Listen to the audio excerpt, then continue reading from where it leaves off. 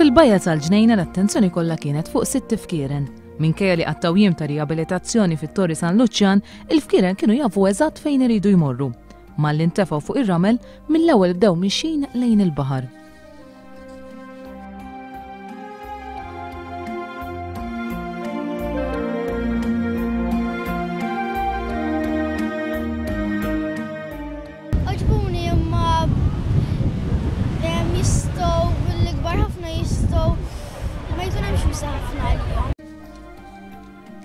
Li kieku ma nġabrux minn sajjieda jew nies oħra li lemħuhom, dawn il-fkieren kienu jispiċċaw imutu jew billi jinqabdu minn xlief, jew sunnara inkella jintlaqtu minn vapuri jew jibilgħu boros tal-plastik. Biex nipproteġu l-fkieren għandna nieħdu ħsieb li ma nitfgħux basktijiet tal-plastik fil-baħar għax inkella jista' jkun illi jikluhom għax jaħsbuhom li huma bram u jispiċċaw jifgaw. Il-fekruna huwa annimal li huwa utli ħafna l-bniedem, kif jgħidilna Vince Attard, il-President tan-Nature Trust.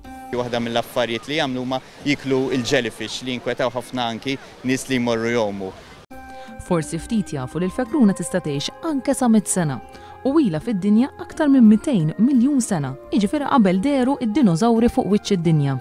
Iżda jista' jkun li l-ġenerazzjonijiet futuri ma jkollhomx aktar opportunità biex jaraw il-fkieren. Il-fkieren qegħdin kważi fil-biża ta' estinzjoni, nafu l-tibdil tal-klima qiegħda dejjem tagħmel impatt fuq il-fkieren, fil-fatt iktar ma tisħon l-arja, iktar qed jitwildu nisa biss, allura hemm periklu li jekk nibqgħu sejrin hekk ma jkollniex irġiel biex l-ispeċi tkompli timxi.